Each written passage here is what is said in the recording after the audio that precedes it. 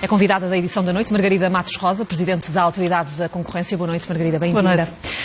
E no fundo, já seria obviamente expectável esta decisão dos bancos de recorrerem desta multa aplicada pela Autoridade da Concorrência. Receia que este processo possa dar em nada ou em muito pouco, ou seja, em multas bastante mais baixas do que estas?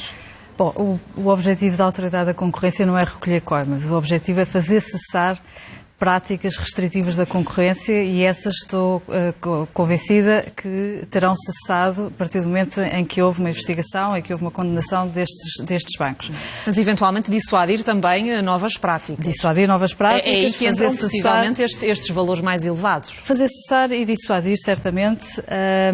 No entanto, voltando à sua questão, penso que temos um caso suficientemente robusto, suficientemente fundamentado, com centenas de folhas de prova para que o nosso caso tenha sucesso. O BCP, por exemplo, emitiu um comunicado, diz que as acusações não são fundamentadas, diz inclusive que a prova que a Autoridade da Concorrência tem não é suficientemente forte para que haja de facto uma condenação. Há fragilidades nesta acusação da Autoridade da Concorrência?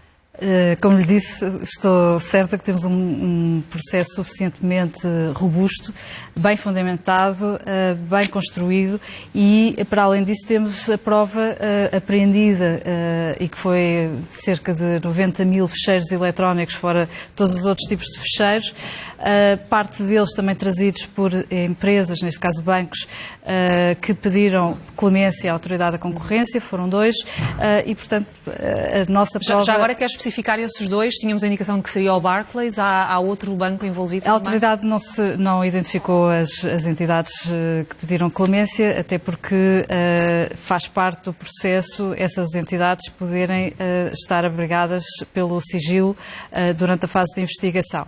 Então não pode confirmar nem que se trata, por exemplo, do Barclays, que é uma informação que tem estado a circular em alguns órgãos de comunicação social. A Autoridade não divulgou os nomes. Deixe-me voltar ainda aqui à justificação que é dada pelo BCP para avançar com este recurso.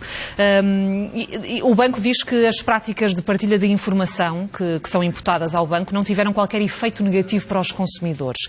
Há, de facto, efeitos negativos concretos para os consumidores destas práticas? Posso dar exemplos dos efeitos negativos destas trocas de informação sensível. Por exemplo, se estiver a dar informação aos seus concorrentes, antes dessa informação ser pública e ser conhecida, sobre o sentido do aumento ou da redução do spread aplicado em determinados créditos, ou sobre os detalhes da oferta do crédito à habitação, consumo ou às empresas, pode estar a limitar o potencial de concorrência nesse mercado. Por exemplo, se eu sinalizar a um banco que banco A, vou sinalizar ao banco B, e ao Banco C e ao Banco D, que vou aumentar as minhas taxas de juro ou o spread sobre as taxas do crédito à habitação de 1 para 2% daí a uns dias, estou a sinalizar a esses outros bancos que podem também aumentar as taxas até esses 2%, maximizando assim os seus proveitos. Do mesmo modo, se eu estiver a sinalizar que vou reduzir,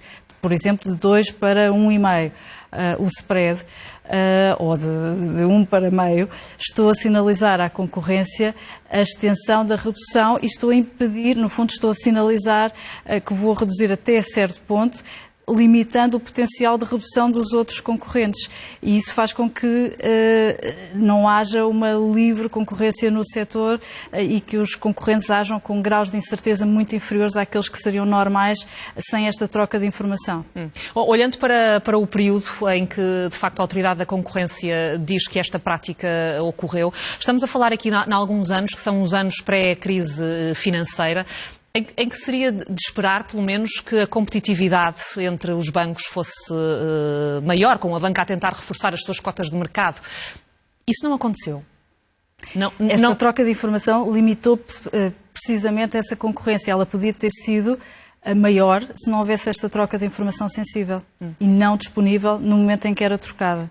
No início da nossa conversa já me dizia que não é o objetivo da Autoridade da Concorrência recolher multa ou cobrar multa, mas olhando para este valor, e é de facto um valor bastante elevado, 225 milhões, a multa mais alta aplicada pela Autoridade da Concorrência, espera de facto que seja cobrada a totalidade desta multa? Acredita que isso pode ser possível?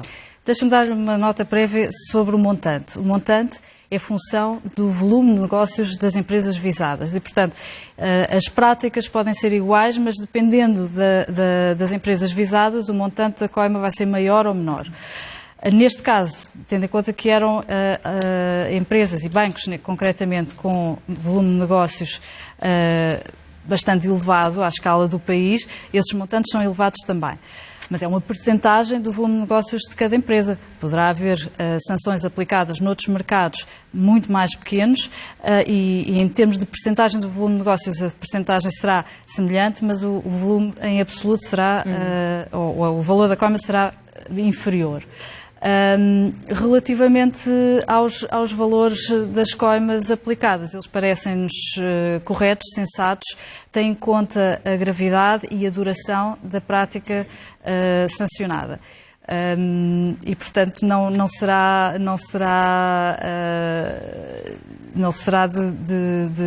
de crer que esse montante possa vir a ser posto em causa. E pode pôr em causa o montante destas multas, olhando, por exemplo, para a multa aplicada ao Banco Público, Caixa Geral de Depósitos, 80 milhões de euros. Pode pôr em causa, de alguma forma, a solidez do banco? Sabemos que o Banco de Portugal deixou alguns alertas quando lhe foi comunicado este processo. Bom, convém dizer que todos os reguladores setoriais são consultados previamente à decisão final da Autoridade da Concorrência, sempre que sejam visadas empresas reguladas por esse regulador. Foi, obviamente, tido em conta o parecer do Banco de Portugal, no entanto, não foi necessário ter em conta esse alerta na medida em que a percentagem aplicada de coima, a percentagem do volume de negócios aplicada, não atingiu aqueles valores que o Banco de Portugal referia como sendo preocupantes. É curioso, de facto, Margarida Matos Roça, que desde que chegou à liderança da Autoridade da Concorrência já tivemos notícia de vários processos com condenações mais pesadas em vários setores, não só na banca, também nas seguradoras, construção, bebidas, distribuição, publicidade também. São estes os setores prioritários para a Autoridade da Concorrência, para fazer este tipo de regulação? Os setores prioritários, tal como os defini desde que cheguei à Autoridade da Concorrência, são os setores que tenham um impacto crucial na vida dos consumidores em Portugal. E por consumidores entende-se particulares como empresas também. E, de facto, dentro das práticas restritivas, elegi as práticas de cartel ou as práticas concertadas entre empresas como prioritárias na atuação da Autoridade da Concorrência. Estes vários processos que referiu têm em conta estas prioridades e têm em conta